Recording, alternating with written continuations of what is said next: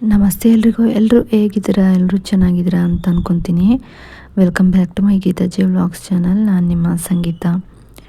ನಮ್ಮ ಜೀವನದಲ್ಲಿ ನಾವೇನಾದರೂ ಮನಸ್ಸಿನಲ್ಲಿ ಕೋರಿಕೆಗಳನ್ನು ಇಟ್ಕೊಂಡ್ರೆ ಆ ಒಂದು ಕೋರಿಕೆಗಳನ್ನು ತಪ್ಪದೇ ಈಡೇರಿಸುವಂತಹ ಈ ಒಂದು ತಾಯಿಯ ಮಂತ್ರದಿಂದ ಪವಾಡವೇ ನೆರವೇರುತ್ತೆ ಅಂತಲೇ ಹೇಳ್ಬಹುದು.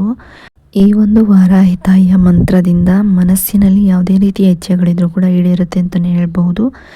ನಾವು ಈ ವಾರಾಹಿ ತಾಯಿಯ ಮಂತ್ರಗಳನ್ನು ಹೆಚ್ಚಾಗಿ ಅಷ್ಟಮಿ, ನವಮಿ, ಪಂಚಮಿ ಹಾಗೆ ಅಮಾವಾಸ್ಯೆ, ಹುಣ್ಣಿಮೆ ದಿನಗಳಲ್ಲಿ ತುಂಬಾ ಹೆಚ್ಚಾಗಿ ಪಠಿಸುವುದನ್ನು ನೋಡ್ತೀವಿ.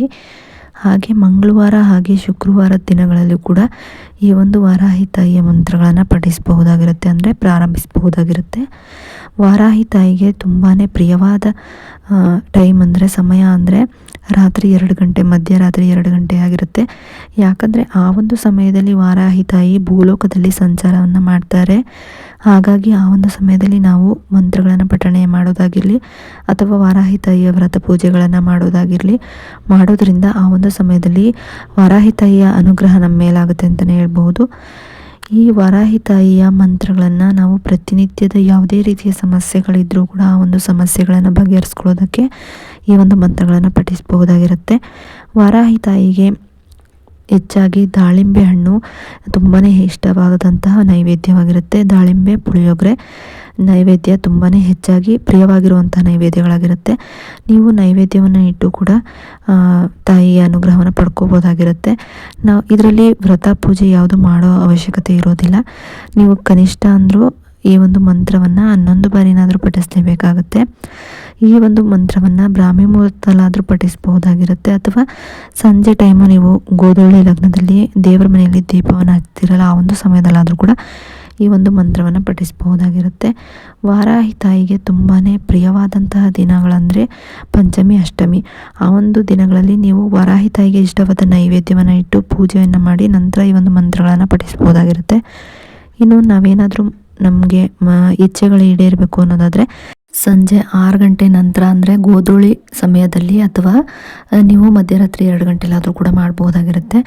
ದೇವ್ರ ಮುಂದೆ ತುಪ್ಪದ ದೀಪ ಹಚ್ಚಿ ನಂತರ ನೀವು ಉತ್ತರ ದಿಕ್ಕಿಗೆ ಅಥವಾ ದಕ್ಷಿಣ ದಿಕ್ಕಿಗೆ ಮುಖ ಮಾಡಿ ಕೂತ್ಕೊಂಡು, ಅಂದರೆ ಈ ಕೂತ್ಕೊಳ್ಳೋಕ್ಕೂ ಮುಂಚೆ ನೀವು ಸ್ನಾನ ಮಾಡಿ ಶುದ್ಧವಾಗಿರಬೇಕಾಗುತ್ತೆ. ಶುದ್ಧವಾಗಿ ಸ್ನಾನ ಮಾಡ್ಕೊಂಡು ಕೂತ್ಕೊಂಡು ದೇವರ ವಿಗ್ರಹ ಇದ್ದರೆ, ಅಂದರೆ ವಾರಾಹಿ ತಾಯಿಯ ವಿಗ್ರಹ ಇದ್ದರೆ ಅದ್ರ ಮುಂದೆ ತುಪ್ಪದ ದೀಪ ಹಚ್ಚಿ, ಇಲ್ಲ ಅಂದರೆ ದೀಪವನ್ನೇ ವಾರಾಹಿ ತಾಯಿ ಅಂದ್ಕೊಂಡು ಅದಕ್ಕೆ ತುಪ್ಪ ಹಾಕಿ ಜೋಡಿ ಬತ್ತಿ ಹಾಕಿ ದೀಪವನ್ನು ಹಚ್ಚಿ ಅದನ್ನೇ ದೀಪವನ್ನೇ ವಾರಾಹಿ ತಾಯಿ ಅಂತ ಅಂದ್ಕೊಂಡು ನಾವು ಈ ದೀಪದ ಮುಂದೆ ಮಂತ್ರವನ್ನು ಪಠಿಸಬೇಕಾಗುತ್ತೆ. ಹಾಗೆ ನಾವು ಏನಾದರೂ ಮನಸಾರೆ ಬೇಡ್ಕೊಂಡಿದ್ದನ್ನು ನಾವು ಪಡ್ಕೊಬೇಕು ಅನ್ನೋದಾದರೆ ನಮ್ಮ ಮೈಂಡ್ಸೆಟ್ ಕೂಡ ಪಾಸಿಟಿವ್ ಆಗಿ ಇಟ್ಕೊಬೇಕಾಗುತ್ತೆ. ಹಾಗೆ ನಾವು ಏನನ್ನೇ ಬೇಡ್ಕೊಂಡ್ರೂ ಕೂಡ ಈಗಾಗಲೇ ಅದು ಪ್ರೆಸೆಂಟಲ್ಲಿ ಇದೆ ನಮ್ಮ ಹತ್ರ ಅನ್ನೋ ರೀತಿಯಲ್ಲಿ ನಾವು ಬೇಡ್ಕೊಬೇಕಾಗುತ್ತೆ. ಇನ್ನು ಮಂತ್ರ ಬಂದು ಹೇಗಿರುತ್ತೆ: ಓಂ ಹ್ರೀಂ ನಮೋ ವಾರಾಹಿ ಮಾಂಗಲ್ಯೆ ಸಕಲ ಕಾರ್ಯಸಿದ್ಧಿಂ ಕುರು ಕುರು ಸ್ವಾಹ. ಓಂ ಹ್ರೀಂ ನಮೋ ವಾರಾಹಿ ಮಾಂಗಲ್ಯೆ ಸಕಲ ಕಾರ್ಯಸಿದ್ಧಿಂ ಕುರು ಕುರು ಸ್ವಾಹ. ಓಂ ಹ್ರೀಂ ನಮೋ ವಾರಾಹಿ ಮಾಂಗಲ್ಯೆ ಸಕಲ ಕಾರ್ಯಸಿದ್ಧಿಂ ಕುರು ಕುರು ಸ್ವಾಹ.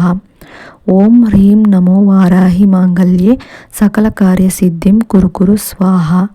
ಓಂ ಹ್ರೀಂ ನಮೋ ವಾರಾಹಿ ಮಾಂಗಲ್ಯೆ ಸಕಲ ಕಾರ್ಯಸಿದ್ಧಿಂ ಕುರು ಕುರು ಸ್ವಾಹ. ಓಂ ಹ್ರೀಂ ನಮೋ ವಾರಾಹಿ ಮಾಂಗಲ್ಯೆ ಸಕಲ ಕಾರ್ಯಸಿದ್ಧಿಂ ಕುರು ಕುರು ಸ್ವಾಹ. ಓಂ ಹ್ರೀಂ ನಮೋ ವಾರಾಹಿ ಮಾಂಗಲ್ಯೆ ಸಕಲ ಕಾರ್ಯಸಿದ್ಧಿಂ ಕುರು ಕುರು ಸ್ವಾಹ. ಓಂ ಹ್ರೀಂ ನಮೋ ವಾರಾಹಿ ಮಾಂಗಲ್ಯೆ ಸಕಲ ಕಾರ್ಯಸಿದ್ಧಿಂ ಕುರು ಕುರು ಸ್ವಾಹ.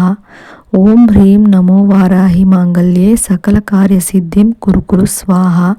ಈ ಒಂದು ಮಂತ್ರವನ್ನು ನೀವು 9 ಬಾರಿ, 11 ಬಾರಿ, 21 ಬಾರಿ, ಇಲ್ಲಾಂದರೆ 108 ಬಾರಿ, ಇಷ್ಟರಲ್ಲಿ ನಿಮಗೆ ಎಷ್ಟು ಬಾರಿ ಹೇಳಬೇಕು ಅನಿಸುತ್ತೆ ಅಷ್ಟು ಬಾರಿ ಹೇಳ್ಬೋದು, ಅಥವಾ ಎಷ್ಟು ಬಾರಿ ಬರಿಬೇಕು ಅನಿಸುತ್ತೆ ಅಷ್ಟು ಬಾರಿ ಒಂದು ಬುಕ್ನಲ್ಲಿ ಸಪ್ರೇಟಾಗಿ ಇದಕ್ಕಿಂತ ಒಂದು ಬುಕ್ ಇಟ್ಟಿರ್ತಿರಲ್ಲ ಅದರಲ್ಲಿ ಬರಿಬಹುದಾಗಿರುತ್ತೆ.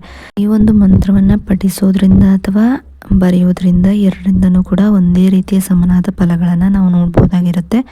ಹೆಚ್ಚಾಗಿ ನಿಮಗೇನಾದರೂ ಆರೋಗ್ಯ ಸಮಸ್ಯೆ ಇದ್ದರೂ ಕೂಡ ಅಥವಾ ಹಣಕಾಸಿನ ತೊಂದರೆಗಳಿದ್ರೂ ಕೂಡ ಅಥವಾ ಯಾವುದೇ ಒಂದು ಕೆಲಸದಲ್ಲಿ ನಿಮಗೆ ಪ್ರಗತಿ ಅನ್ನೋದು ಕಾಣ್ತಿಲ್ಲ ಅಂದರೂ ಕೂಡ ಈ ಒಂದು ಮಂತ್ರವನ್ನು ಪಠಿಸಬಹುದಾಗಿರುತ್ತೆ. ಹೆಚ್ಚಾಗಿ ನಿಮ್ಮ ಮನಸ್ಸಿನಲ್ಲಿ ಯಾವುದೇ ರೀತಿಯ ಕೋರಿಕೆಗಳು ಅಥವಾ ಇಚ್ಛೆಗಳಿದ್ರೂ ಕೂಡ ಅವನ್ನು ಈಡೇರಿಸ್ಕೊಳ್ಳೋದಕ್ಕೆ ಈ ಒಂದು ಮಂತ್ರ ತುಂಬಾ ಹೆಚ್ಚು ಸಹಾಯಕಾರಿಯಾಗಿರುತ್ತೆ ಅಂತಲೇ ಹೇಳ್ಬೋದು.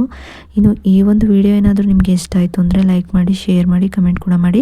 ಇನ್ನಷ್ಟು ಇಂತಹ ವಿಡಿಯೋಗಳನ್ನ ನೀವು ತಿಳ್ಕೊಬೇಕು ಅನ್ನೋದಾದರೆ ನನ್ನ ಗೀತಾಜಿ ವ್ಲಾಗ್ಸ್ ಸಬ್ಸ್ಕ್ರೈಬ್ ಮಾಡ್ಕೊಳ್ಳಿ. ಸಬ್ಸ್ಕ್ರೈಬ್ ಪಕ್ಕ ಬೆಲ್ ಐಕನ್ ಬಟನ್ ಇರುತ್ತೆ, ಅಲ್ಲಿ ಆಲ್ ಆಪ್ಷನ್ ಮೇಲೆ ಕ್ಲಿಕ್ ಮಾಡಿದ್ರೆ ಯಾವುದೇ ರೀತಿ ವಿಡಿಯೋ ಮಾಡಿ ಅಪ್ಲೋಡ್ ಮಾಡಿದ್ರು ಕೂಡ ನಿಮಗೆ ನೋಟಿಫಿಕೇಶನ್ ಮೂಲಕ ಮೊದಲು ಬಂದು ತಲುಪುತ್ತೆ.